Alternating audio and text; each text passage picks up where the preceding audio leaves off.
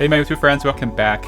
It's finally summer here in Seattle, even though the night is a little cooler. And today we're gonna review the Samsung Galaxy Book5 Pro 16-inch. Each year, Samsung releases their new generation of Galaxy Book Pro, Galaxy Book, and maybe Galaxy Book 360. And this year, the Galaxy Book Pro is equipped with Intel's latest Lunar Lake chip. It is very thin and light.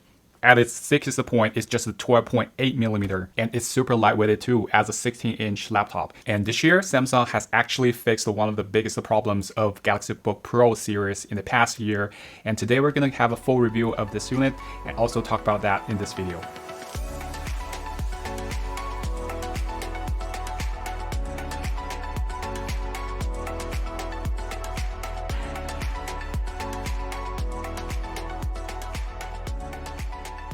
First, the configuration. As we mentioned, this is another super thin laptop this year in 2025.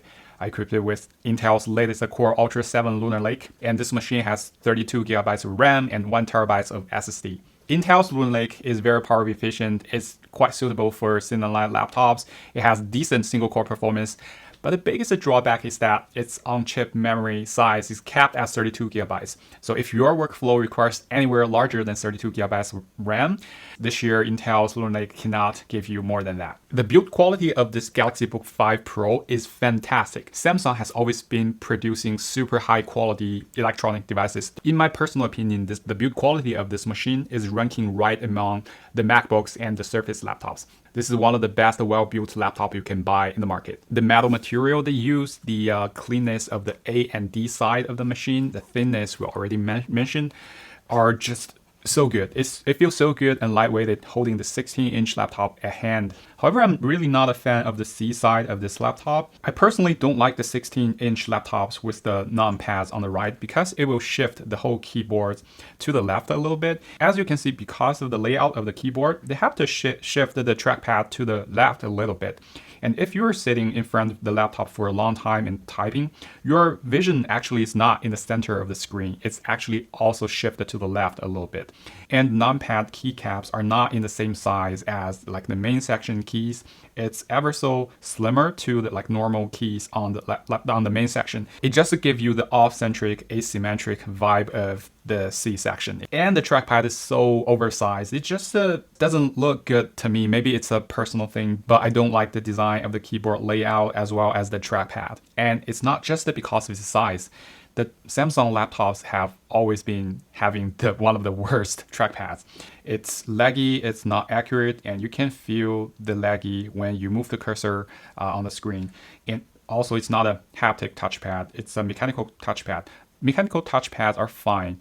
I've been using some really good mechanical trackpads. The problem with Samsung's trackpads are they're not super accurate, and as I just mentioned, sometimes you just feel it's not closely following where your fingertip is going, and makes the machine feels slower than it should be.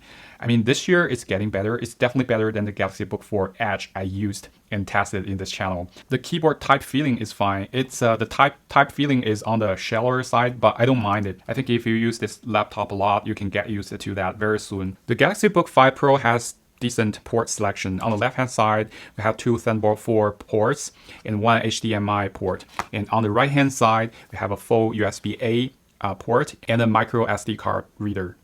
And of course, the star of the show is the screen. Samsung products have the best screens on the market. And Samsung is the main supplier of many of Apple screens as well.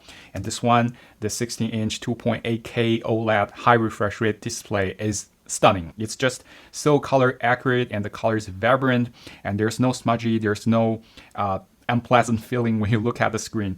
It's decently bright, and there's no grid, even though it support touch. There's no pixelation, no grid effect. It's just such a joy to see, to watch. Either it's a text content or YouTube videos. It also has anti-glare, anti-reflective coating. You can barely see any reflections in this screen, even though it's a glossy display. The coating is so well that you hardly notice any reflections when you're looking into the screen. Of course, 4K has sharper images than 2.8K resolution. 2.8K resolution on a 16-inch laptop is not the highest, but with the high refresh rate and all the good the advantages that I mentioned above, this is one of the best screens for any laptops on the market. The speakers on Galaxy Book 5 Pro is good. I believe it has like a 4 speakers system. It's right in the middle of the laptops in terms of speaker quality. It's definitely not as good as a MacBook Pro level, but you can comfortably enjoy some of the video consumptions and no problem with a conference or Teams meeting whatsoever. And as I mentioned in the beginning of this video, I think this year the biggest improvement on this laptop is that Samsung has finally fixed one of the biggest problem of this super thin and light Galaxy Book Pro series, and that is the thermal and cooling performance. Last year I got the Galaxy Book 4 Pro. It was beautifully designed. Actually, the design was very similar to this year's model. It's thin and its build quality is exceptional, but the biggest problem was that because last year's Intel's CPU, the chip, was running much hotter than Lunar Lake, and you can hardly put the laptop anywhere other than a flat surface. If you put the Galaxy Book 4 Pro on your laps, you'll feel uncomfortable because of the heat very soon. And this year the machine is running quiet and it's running cool. Most of the time you won't be bothered by the cooling, the fan sound of the fan, and there's much less noise coming out from this machine this year. So maybe it's Intel fixed their problem rather than like Samsung fixed their problem. However, Intel Lunar Lake, as good power efficient as it is, it has the drawback we mentioned in the beginning of the video that it caps at 32 gigabytes of RAM. And for me personally, I really want it to offer an option of 64 gigabytes, but there's no such option this year. The performance is decent. Again, it's another Intel Lunar Lake Core Ultra 7 processor. The single core performance on this one I tested is 2,753. Multi-core performance a little bit above 10,000 at 10,768. So battery life of this machine, if you're following my channel, you know that I coded my own like battery test application that try to mimic the real life usage. And in the battery performance test, we run the video streaming, web browsing, light office use, and coding. And we loop the 4 typical scenarios use case until the battery died. And also I installed some of the typical applications on this machine like Office, like Visual Studio Code, and some other applications running in the background. And this one, the battery life is not too good. Per my test, the battery life is around 5 hours of the battery test I just mentioned. And I think most probably because of the reason of the larger OLED 120 Hz screen. I set the brightness of the screen to 60% just to a comfort using level of like real life use, because it's a larger screen and it's an OLED screen. It consumes more power when you viewing the content in the laptop, and it results in a fewer usage hours compared to other Lunar Lake laptops. So conclusion, the Galaxy Book 5 Pro screen is stunning. It's really good as it was last year. It has this beautiful OLED 2.8K high refresh rate display. It also has I feel like the best anti-glare, anti-reflective coating on it. The thermal performance is improved a lot this year thanks to Intel Lunar Lake. It's running much cooler and quieter compared to Galaxy Book Pro 4 last year. It has decent performance. It's not running like lower frequency or less powerful because it's super thin and light.